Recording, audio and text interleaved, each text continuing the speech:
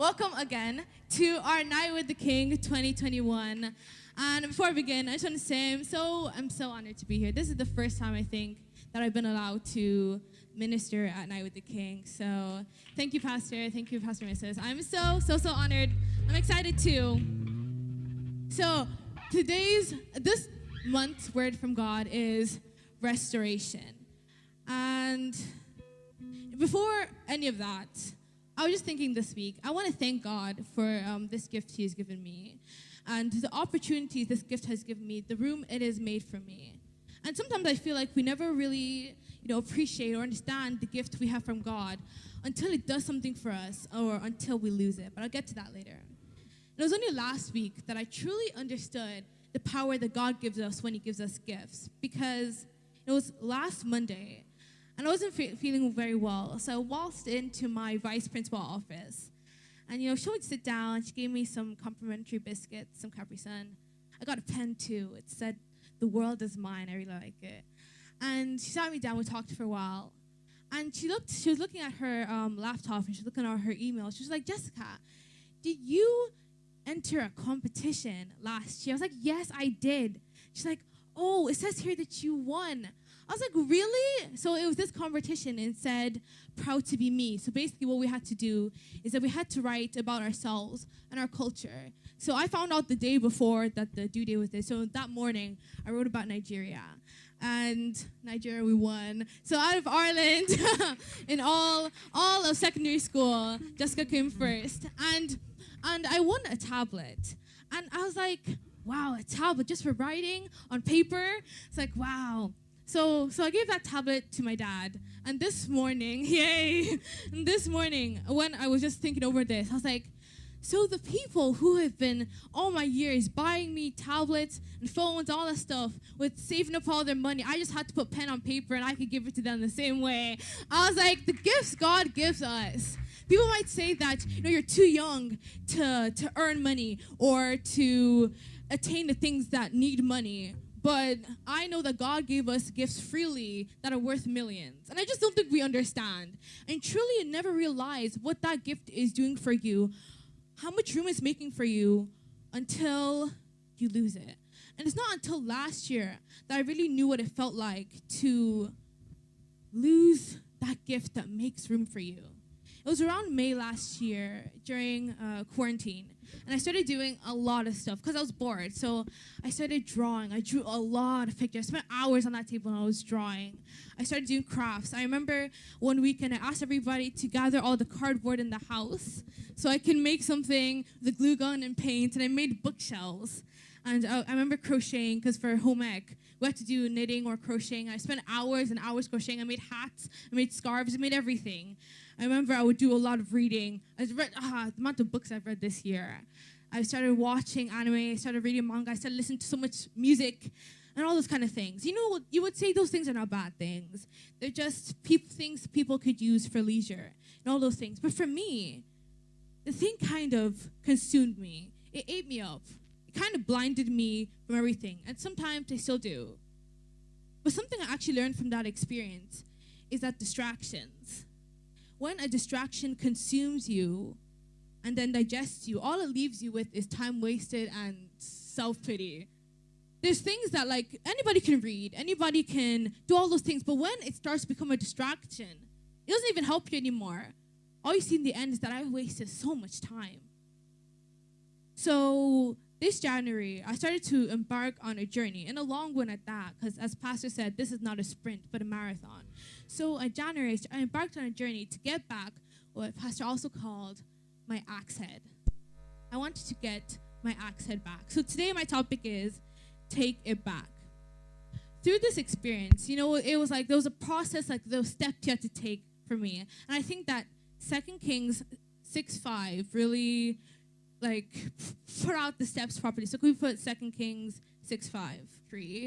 The axe head fell into the water, and he cried out and said, "Alas, master, for it was borrowed." So the first step, I'm going to go through the whole thing, but the first step I would say to getting your axe head back is noticing that your axe head has fallen. You don't have it anymore. It's not there. A lot of the time when people lose their axe head, sometimes those can just go on with life, like nothing happened, like it's normal. But you know what? They will struggle.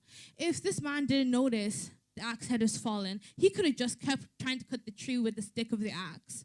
But he would have struggled. At that point, you have to use your human power, the strength you have as a man. And trust me, it can only take you so far. It was the axe head that was sharp. It was the axe head that made him have to lessen the strength that he had to put in, because it was already equipped with everything to take you through. It was the axe head that gave him enough power to do what man can't do alone. I've seen people walk through life without realizing that they're not where they used to be. They're not where they should be. This isn't how it was. People go through life and then look back and say, wow, it's been 10 years. People try to go and cut their tree with a stick, and then they achieve in a year what they could have done with an axe head in one day.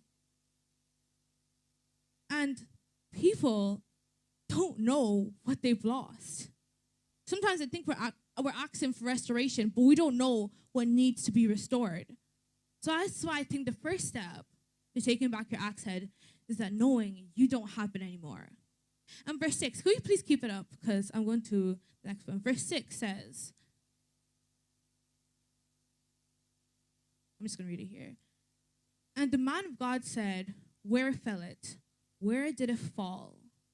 Where in your life has your axe head fallen? I remember a few months ago when me and my mom were praying. We were actually praying about restoration. I don't even know if she remembers. And she asked me, not in these exact words, but she said, what happened?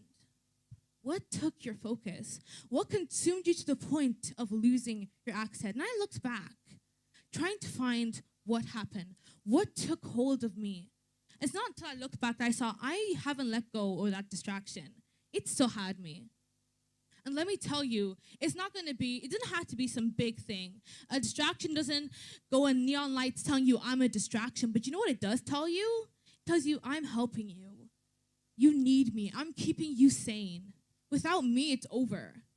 And once you give power to that, that's when it takes over everything in your life. It's not until I noticed that I noticed I was depleting, that I'm not where I was anymore, that I'm actually more stressed out than I was before the distraction. But every time I got stressed, I would go back to that and say, this is what is helping me. It wasn't until I looked back and say, no, my life was better before. It wasn't until I looked back and saw how much power I was giving this distraction that I failed to see how much power God gave me. Robin S. Sharma said, addiction to distraction is the end of your creative production. It's true, because I couldn't write, I couldn't present, I couldn't be creative because I let something else take my identity. You can't find or acquire anything until you know where it has gone. It's like looking for a single sock, but you don't know where it is. So until you trace your stuff back, you're never going to find it. I know Kimberly said that she lost her glasses. She has no idea where to look for it. So it could be here, it could be at school, it could be in somebody's car, but she doesn't know, so she can't find it. Until you know where you lost it, there's no way to get it. And the last one is kind of throughout the 3 verses. So I'll read 5 to 7 again here. It says, but when one man was cutting down the tree, the iron axe slipped from the handle and fell into the water. And he shouted, "Oh, master, it was borrowed." And the man of God said, "Where did it fall?" The man showed Elisha where the axe head fell. Then Elisha cut its stick and threw the stick into the water. The stick made the iron head afloat. A lot of the time, people lose their axe head, and it takes a piece out of them. Even if they don't know they lost their axe head or not, they know that they're not whole. You know, they'll feel the struggle. And as humans, we look everywhere to feel that sense of completion, to feel that sense of fullness. And it's when we go to the wrong things that we fall down a hole. You search for the completion in the wrong things, and something that will make you feel strong and empower. We go to material things because we can see them, so we trust them. And those things, they give you a sense of high for like a minute or two, temporary highness. And then when you're down in self-pity, you'll remember how you felt when you were at that, and you go back to it. And that causes a vicious cycle of addiction because you didn't know who to go to. The second the man lost his axe head, he went to his master. He went to the man of God. He didn't try to replace it. He didn't try to find a sense of power somewhere else. We try and look for restoration, the wholeness God gave us, but we don't look to God. The God who can guide us, the God who can take us back, the God who can take us higher from where we are, the God who is still with us when we think we've reached the highest level, the God who will always restore you, the God who does like Elisha and throws a stick in the water so your axe head stays afloat, and the God like in verse 7 it says, so pick up the axe head. You have to be ready to take it back. There is a human part and a God part in restoration. God can't restore you if you're not ready to be restored. So tonight I want you to take yourself back. You're going to take back your health. You're going to take back your passion. You're going to take back your inspiration, your gift. For 20 plus days we've been praying. We've been on a mountain asking for restoration. And God has thrown out a stick so your axe head will stay afloat. And he says, take the axe head. So tonight, with the prospect of restoration in your heart, you're going to take it back. Hallelujah.